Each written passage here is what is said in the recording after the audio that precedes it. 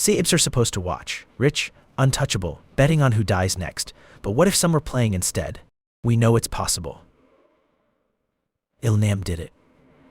The frontmen did it. Two players who weren't just contestants, but insiders. But were they the only ones? Some players weren't just lucky, they were fearless, untouchable. What if the guards had a list of players they couldn't eliminate? Ilnam had that protection. But who else did? Because as we break down these hidden VIPs, one thing becomes clear. Some players were never in danger to begin with. And if that's true, how deep does this go? Let's find out, starting with the dumbest theories and working our way to the ones that actually make sense. Our first so-called secret VIP, player 125.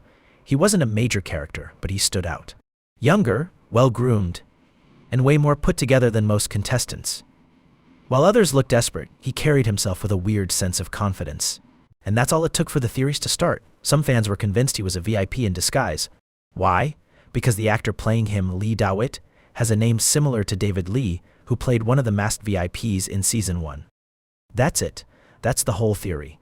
People thought player 125 was actually VIP 3, hiding in plain sight. But here's the problem, they're not the same person. Lee Da-wit and David Lee are completely different actors.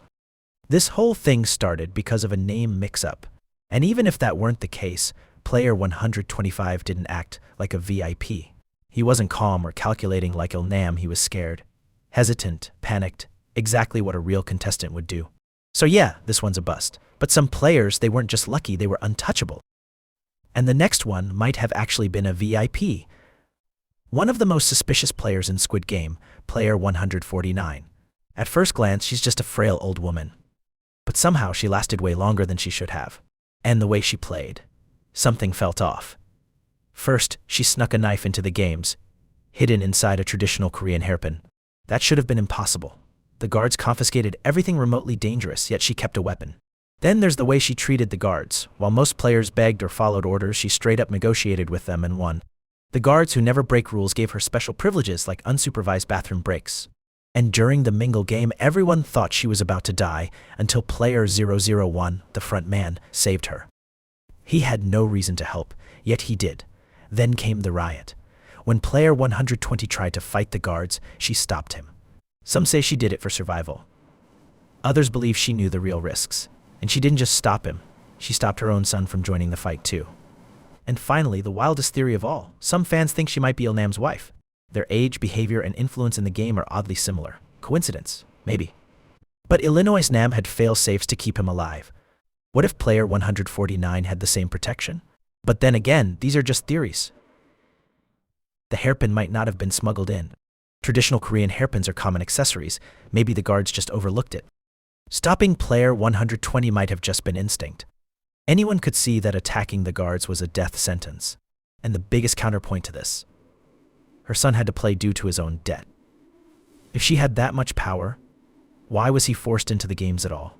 Wouldn't she have protected him instead of letting him risk his life? So yeah, she's not a guaranteed VIP, but she's suspicious. And if she wasn't the only one, our next player might have had even deeper ties to the VIPs. If player 149 was suspicious, player 100 might be even worse. At first, he just seems like another desperate contestant, someone who lost everything and had no choice but to enter the games. But once you start looking closer, something doesn't add up. First, let's talk about his insane debt. He's 10 billion won in the hole, a ridiculous amount of money, even compared to other players. Sure, a lot of contestants owed millions, but his debt is VIP level, and that's where things get interesting. Some fans believe he wasn't just a contestant, he was a former VIP who lost a bet. Maybe he was so confident in his knowledge of the games that he made a reckless wager. And when he lost, he was forced to play. And his attitude, way too calm. Unlike other desperate players, he wasn't afraid of dying. He constantly pushed people to keep playing like he was more interested in watching the chaos unfold than actually winning. Could he have been one of the VIPs who got too cocky, lost big, and had to face the consequences? But then again, there's another way to look at it. Some players are just arrogant. His confidence doesn't necessarily mean he was a VIP, it could just be his personality. And while his debt is insane, that doesn't mean it's connected to the VIPs. Plenty of players owed life-ruining amounts of money. So is he a VIP who lost everything? Or just another overconfident gambler who got in too deep? But if his debt raised questions, the next player's disappearance raises even more. If you thought player 100 was suspicious, wait until you hear about player 388. At first he seems like just another contestant. But dig a little deeper. And things start to get weird. First, he's mysteriously absent during key moments. During red light, green light, he's nowhere to be seen. Then, during the voting sequence, the announcer calls for player 38 after 390. But instead of stepping forward, player 389 does. It's like he wasn't there at all. Fans went back and checked. He literally does not appear in shots where he should be standing. Then, when we finally see him, after being missing during key moments, player 388 suddenly appears right near Ji-hun's group, one of the most important player alliances in the game. Not only that, but his positioning puts him in close proximity to the frontman's operations. It's almost like he was placed exactly where he needed to be. And then there's his name, Kang Dae-ho. Dae as in huge, Ho as in tiger, which is suspiciously close to the animal-themed masks the VIPs wear. Except there's no tiger mask. Some fans believe this isn't just a coincidence, it's a clue. But here's where it gets even stranger. Some believe player 388 wasn't just a VIP in disguise, but an undercover guard or even a manager. His disappearances, vague backstory, and odd behavior make him stand out in a way no other player does. Maybe he wasn't playing at all. Maybe he was there to monitor specific contestants. But then again, maybe there's a simpler explanation. So is player 388 a VIP in disguise, a guard undercover, or just a guy with a complicated past? One thing's for sure, in the world of Squid Game, nothing is as it seems. And if VIPs were secretly entering the games, wouldn't they need some kind of protection? A way to make sure they never actually died, because this next theory, it changes everything. We've seen VIPs enter the games, contestants disappear without explanation, and players who never seem to be in real danger. But what if they weren't just lucky? What if they knew they couldn't die? There's a theory that certain players were secretly marked as special and couldn't be eliminated, no matter what. And we already know this kind of protection exists. Il-nam had it. The guards ignored his mistakes, let him roam freely, and when it was time for him to die, they staged the entire thing. But was he really the only one? Take player 149. She smuggled a weapon into the games, got special privileges like unsupervised bathroom breaks, and the frontman personally intervened when she was in danger.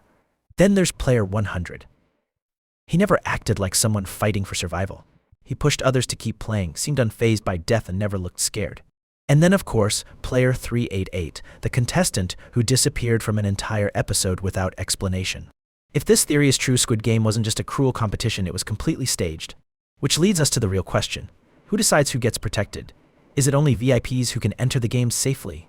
Or do the organizers handpick certain players for reasons we don't know? And if the games are this controlled, then what does that mean for past winners? So, do these theories actually make sense? Let's be real, some of these ideas are ridiculous. Player 125. A name mix-up. VIPs joining the games every year for fun. Makes no sense. Player 388? Suspicious, but could be an editing mistake. But some of these theories aren't that crazy. We know VIPs have entered the games before. We know Il-nam had protection. And we know players have gotten special treatment for reasons that don't add up. So maybe there aren't multiple VIPs hiding in every game. But maybe some contestants really were never in danger to begin with. And if the games are this rigged, what does that mean for Ji-hun? Because Ji-hun, he wasn't supposed to win. And if he didn't, the entire story would have changed. And speaking of that, what if Ji-hun never won Squid Game? What happens if he dies or if someone else takes the money instead? Click here to see how that would change everything.